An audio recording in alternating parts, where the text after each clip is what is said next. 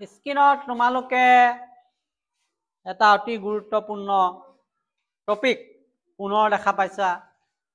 Boxer যুদ্ধ পৰীক্ষাত MCQত আহিব। বক্সাৰ যুদ্ধ কোন চনত হৈছিলে? এতিয়া আমি ক'ব পাৰিব লাগিব বক্সাৰ যুদ্ধ, বেটল অফ বক্সাৰ 1764। বক্সাৰ এটা এলেকা হয় বিহাৰ, এতিয়া বৰ্তমান বংগ, বিহাৰ, উৰিষ্যা এই এলেকাটো আগতে একলগ আছিলে, তাতে আছে। কোন কোন বক্সাৰ যুদ্ধত জড়িত হৈছিলে? মীৰ কাছিম, স্ক্ৰীনত চাবা। মীৰ কাছিম বংগৰ নবাব, আমি কৈছো বংগৰ নবাবে এতিয়া ব্ৰিটিছৰ লগত সংঘাত হোৱাৰ পিছত কি হ'ল? পলাই গ'ল, অযোধ্যাৰ নবাব চুজাউদ্দৌলাৰ ওচৰত আশ্ৰয় ললে। বক্সাৰ যুদ্ধৰ মূল প্ৰতিদ্বন্দ্বী আছিলে মীৰ কাছিম বংগৰ নবাব, যি নেকি ব্ৰিটিছৰ লগত সংঘাত হৈ পেলাই আশ্ৰয় লৈছিলে অযোধ্যাৰ নবাব চুজাউদ্দৌলাৰ ওচৰত। এয়া চুজাউদ্দৌলা অযোধ্যাৰ নবাব। দ্বিতীয় শ্বাহ আলম মোগল সম্ৰাট।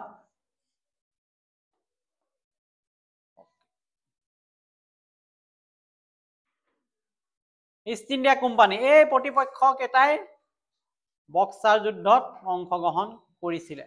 আকৌ এবাৰ কৈ দিছো, বক্সাৰ যুদ্ধত কাৰ কাৰ মাজত হৈছিলে?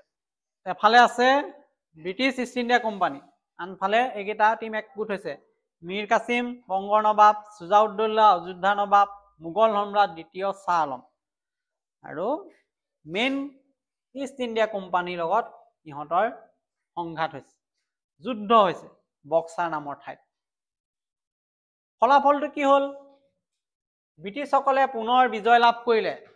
তিনিটা পাৰ্টি একগোট হৈ যুদ্ধ কৰিছে, হাৰি গৈছে। ব্ৰিটিছসকল কিমান ৰণকৌশলভাৱে উন্নত আছিল। এই যুদ্ধত প্ৰথমবাৰৰ বাবে ভাৰতীয় তিনিটা শক্তিশালী চৰকাৰ একত্ৰিত হৈছিল। এয়া কৈছো নহয়, এতিয়া অকলে পৰা নাই, তিনিটা পাৰ্টি একগোট হৈ ব্ৰিটিছৰ বিৰুদ্ধে থিয় দি চাইছে, তথাপিও হাৰিছে। কিন্তু ব্ৰিটিছৰ শৃংখলাবদ্ধ সেনাবাহিনী আৰু যিবিলাক অস্ত্ৰ আছিলে তাৰ আগত পৰাস্ত হ'ল। অত্যাধুনিক ব্ৰিটিছৰ যুদ্ধ সামগ্ৰী আছিলে। আমাৰ এতিয়া পৌৰাণিক যুদ্ধ যিবিলাক সা সামগ্ৰী আছিলে ৰজা বা নবাবে ব্যৱহাৰ কৰিছিলে, তাতকৈ উন্নত সা সামগ্ৰী লৈ আহিছে ব্ৰিটিছে, গতিকে হাৰিছে। সেইকাৰণে তাৎপৰ্য কি? বক্সাৰ যুদ্ধত যে হাৰিলে, হৰাৰ পিছত কি হ'ল? বক্সাৰ যুদ্ধই পলাচী যুদ্ধৰ বিজয় সম্পূৰ্ণ কৰিলে। পলাচী যুদ্ধত জয় লাভ কৰি যি অকণমান বাকী আছিলে, কাৰোবাৰ পৰা কিজানি বাধা পাই ব্ৰিটিছে ভয় কৰি আছিলে যে আমুকটো থাকি গ'ল, সেই এলেকাটো আমাৰ এতিয়া অধীন নাই, বা মোগলৰ সম্ৰাট শ্বাহ আলমৰ কথাটো তাত তেওঁলোকৰ মনত আছে যে ই যদি আমাক বাধা দিয়ে। ঠিক তেনেকে এই বক্সাৰ যুদ্ধই সেই যিটো ভয় আশংকা আছিলে সেইকণো শেষ কৰিলে। আৰু ব্ৰিটিছৰ শাসন এতিয়া ক'ত ক'ত গ'ল? বংগ, বিহাৰ, উৰিষ্যা সুদৃঢ় হ'ল তিনিটা অঞ্চলত, বংগ, বিহাৰ, উৰিষ্যালৈকে। আৰু উত্তৰ ভাৰতৰ যিটো ৰাজনীতিত ব্ৰিটিছৰ এতিয়া প্ৰাধান্য আৰম্ভ হ'ল। ব্ৰিটিছে দক্ষিণ ভাৰততহে প্ৰভাৱ বিস্তাৰ কৰি আছিলে, ফৰাচীসকলক খেদা কৰি। এতিয়া উত্তৰ ভাৰততো তেওঁলোকৰ প্ৰভাৱ বিস্তাৰ হ'ল বক্সাৰ যুদ্ধৰ যোগেদি। আৰু নেক্সট আমি ইয়াৰ লগতে জড়িত এই বিষয়টো এলাহাবাদ সন্ধি পঢ়িব লাগিব।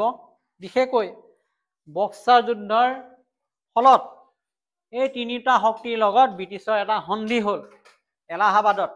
এইটো কৈছে এলাহাবাদ সন্ধি, ট্ৰিটি অফ এলাহাবাদ 1765। আৰু এই সন্ধিটোত কি আছিলে, কি কি চৰ্ত আছিলে, এই চৰ্তবিলাক কেনেকৈ পূৰণ কৰিলে ব্ৰিটিছে, এই কথাখিনি আমি নেক্সট ক্লাছত আলোচনা কৰিম। গতিকে এই আলোচনাটো আমাৰ বক্সাৰ যুদ্ধৰ ওপৰতহে আছিলে, গতিকে আমি বক্সাৰ যুদ্ধলৈকে পঢ়িলোঁ। বক্সাৰ যুদ্ধৰ পৰৱৰ্তী যিটো ষ্টেপ, যিটো সন্ধি, নেক্সট আমি ক্লাছত কালিলৈ আলোচনা কৰিম এলাহাবাদ সন্ধি।